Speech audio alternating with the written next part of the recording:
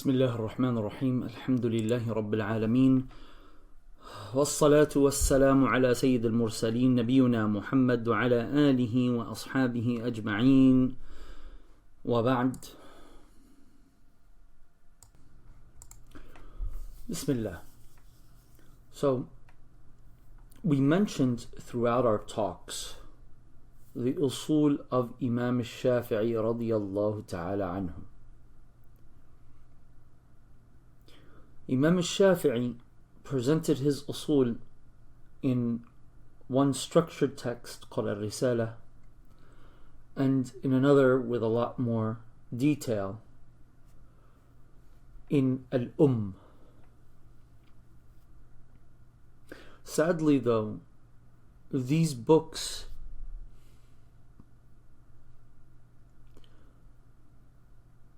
and others that Imam Shafi'i has written have not reached us. Even Al-Umm is incomplete in reality. But with that being said, we have statements of him in Al-Umm saying things such as إنما الحجة في كتاب أو سنة أو أثر عن بعض أصحاب النبي صلى الله عليه وسلم أو قول عامة المسلمين لم يختلفوا فيه أو قياس داخل في معنى بعض هذا. He also said فليست تنزل في أحد من أهل الدين نازلة إلا وفي كتاب الله الدليل على سبيل الهدى فيها. So throughout Al-Umm and Al-Risala, we see Imam Shafi'i pointing to his usul, starting with the Quran. Now, there was never a global consensus or a universal consensus on the status of the Sunnah.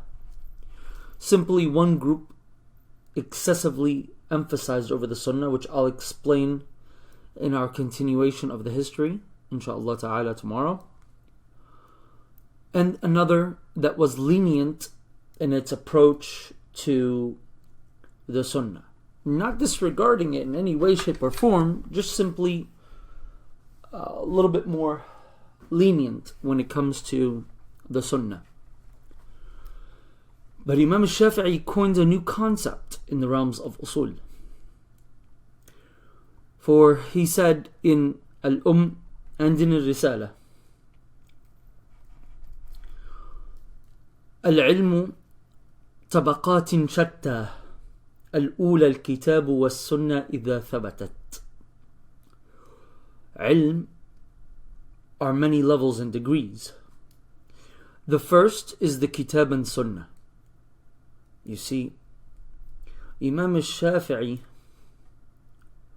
he looked at the Quran and Sunnah as one body. And I've mentioned this before.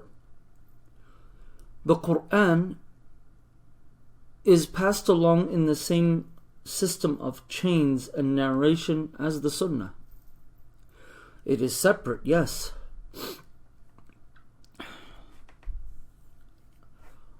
But the same system nevertheless.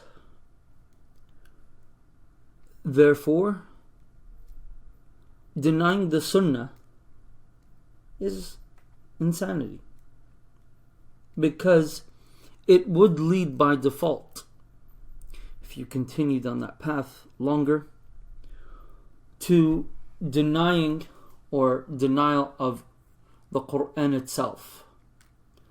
In other words, denial of the Sunnah is what we refer to in Arabic as mutiyatun. It's the step stool to denying the Quran itself. Because once you deny the Sunnah, this means that you are denying the oral tradition.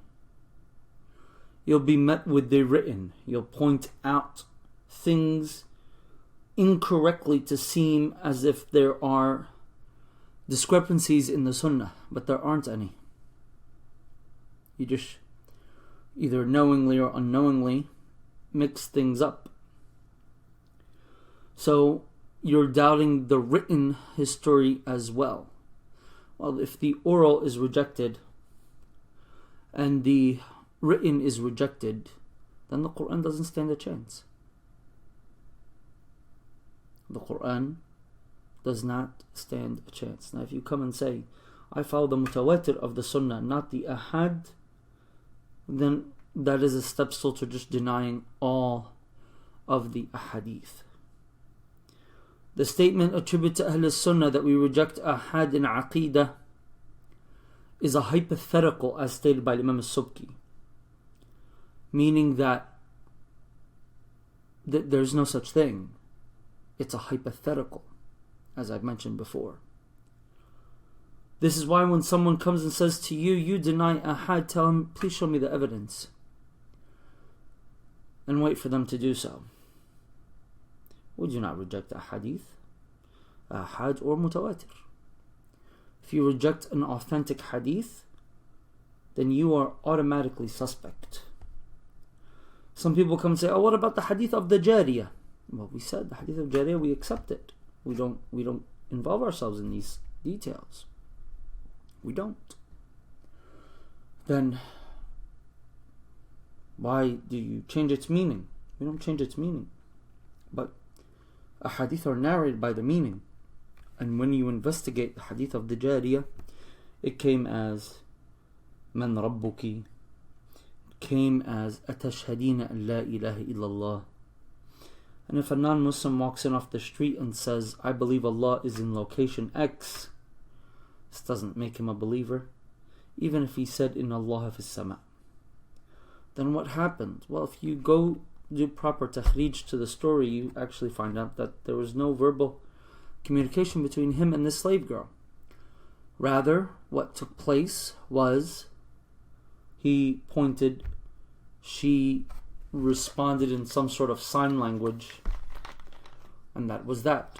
The spectators of the event narrate based upon what they understood or grasped. That's why even Imam Shafi'i, when he mentions the story, he doesn't say you have to believe this or that or Ayn Allah. He says, فَإِنْ وَصَفَ أَعْجَمِيٌّ الْإِسْلَامَ قُبِلَ مِنْهُ.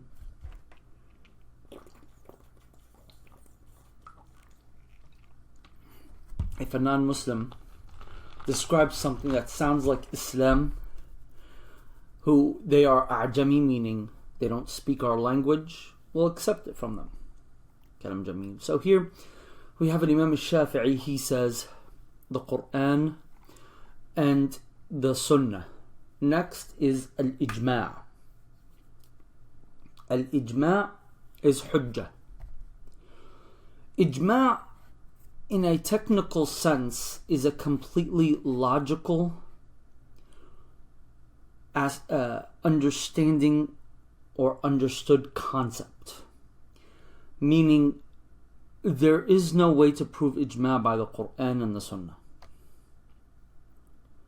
However, if you take into consideration a unanimous agreement of scholars on a matter, and these scholars are not necessarily communicating with one another in order to come to this understanding, then this is recognized as hukm shar'i. Because if all of these scholars are coming to the same conclusion, then the validity of their conclusion has to be valid. It is not logical for various scholars from various regions and madhahib to come up with the same exact answer without any communication with one another. So if it happens, it becomes a fact. Now Imam al-Shafi'i, he mentions, after a day or two of consideration, some say 3, that the verse وَمَنْ يُشَاقِقِ الرَّسُولَ مِنْ بَعْدِ مَا تَبَيَّنَ لَهُ الْهُدَى وَيَتَّبِعْ غَيْرَ سَبِيلِ الْمُؤْمِنِينَ نُوَلِّهِ مَا تَوَلَّى وَنُصْلِهِ جَهَنَّمْ وَسَاءَتْ مَصِيرًا. he considered وَيَتَّبِعْ غَيْرَ سَبِيلِ الْمُؤْمِنِينَ here evidence for the ijma'. He says, for indeed knowledge is two types or two categories: following and understanding. Following comes into place from the Quran, if not then the Sunnah, if not then what the scholars have all stated and no one is disagreeing with them. And Imam Shafi'i uses every logic, and when I say logic, I literally mean logic, to prove that ijma' exists. And ijma' are two different types. Ijma' built upon semi-direct statements and some direct statements, versus ijma' built upon pure ijtihad from the beginning. The first one, if anyone denies it, is a kafir. The second one, they are considered a fasiq, suspect at least. Now, there are many ahadith that speak about the authority of the entirety of the jama'ah. And many of our ulama of usul have pointed out to these statements, such as لا تجتمع أمتي على ضلالة، لا تزال طائفة من أمتي ظاهرين على الحق، إلى آخره. And while collectively all of these verses, along with the verse in the Quran, along with the understanding of Imam Shafi'i and the logical arguments that he presented, are suffice to establish the concept of ijma' as a fact. But you need to understand that it's not these verses that establish ijma', but rather it is sound logic. Now some might say, but Ibn Salah said that mantiq is haram. Yes, they're speaking about Greek logic. What we have in Islam, while some segments might appear as Greek logic, it is not. It is far from it. On the contrary, what we have is something called Islamic logic. We just don't call it Islamic logic. We simply classify it as logic. So you assume that everything that's called logic is logic, and this is inaccurate. It's a fallacy. What Ibn Salah was speaking about is not the logic that the ulama of Islam present.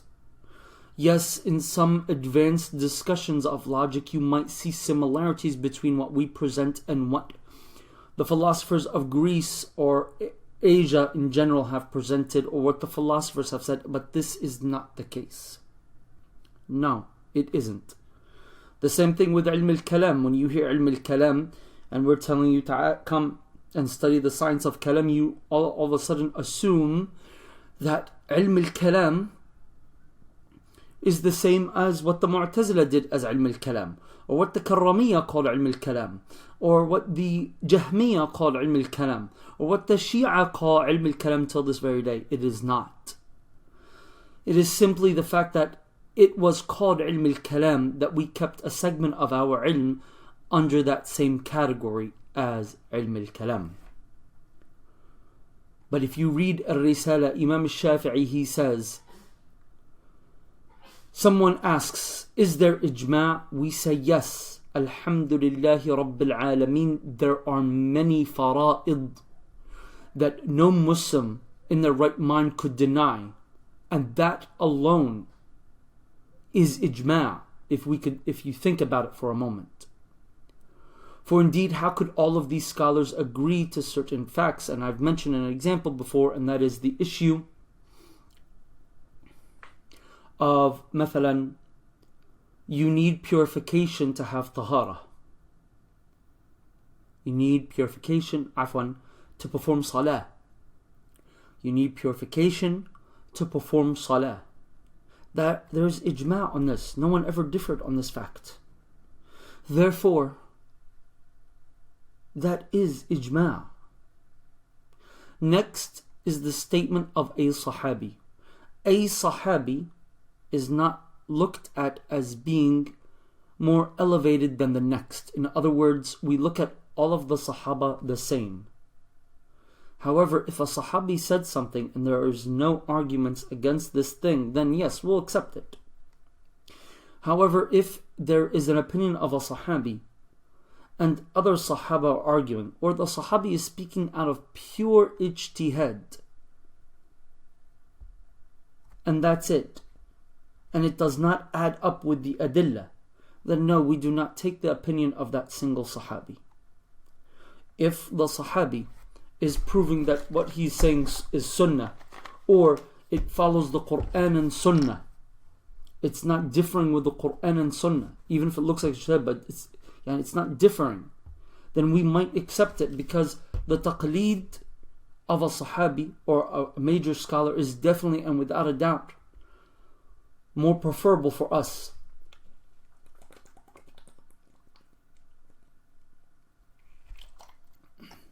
This is why Imam Shafi'i says in if the Quran and Sunnah are present, then there is no excuse for anyone that has observed it to depart from it. Again, he's speaking to scholars. Don't pick up a book of hadith and assume that you know what it's talking about and try to implement it. No, he's speaking to the usulis, the scholars, the fuqaha. He says, but if we cannot find our answer directly in the Quran and Sunnah, then we'll look at the companions of the Prophet sallallahu alaihi wasallam, or even one of them. So if Abu Bakr or Umar or Uthman or Ali, they say something and no one is arguing against it, and it seems to be in the same realms, in the same approach as the Quran and Sunnah, then without a doubt taqleed of one of them is preferable to us, and there's no question of this. He says, however, if what is being stated is ijtihad and it has too much ikhtilaf with the kitab and sunnah, then we will follow the opinion that is closer to the Quran and sunnah. Kalam Jameel. So that's his fourth asl. His fifth asl is al-qiyas. It comes in the fifth place according to many scholars for Imam Shafi'i. Ijtihad and qiyas in the Shafi'i school mean the same exact thing. There's no difference between them. So when we say ijtihad, we mean qiyas. And when we say qiyas, we mean ijtihad. Because you're not going to do qiyas upon other than the Quran and Sunnah. There is no place for your personal opinion and your personal assumption in the Quran and Sunnah. And this, my dear brothers and sisters, this is the basis for the concept of what? Of takhrij that we spoke about the other day from Ibn Surayj. Tamam? So ijtihad and qiyas are one in the same thing. So again, kitab and sunnah, then ijma', then what the Sahabis say with the details that I presented. Number 4, Kalam Jameel, is the debating of the Sahaba. Number 5 is qiyas. Kalam Jameel. This concept is called tartib al-adillah in the Shafi'i madhab, meaning that is the order in which we will present things.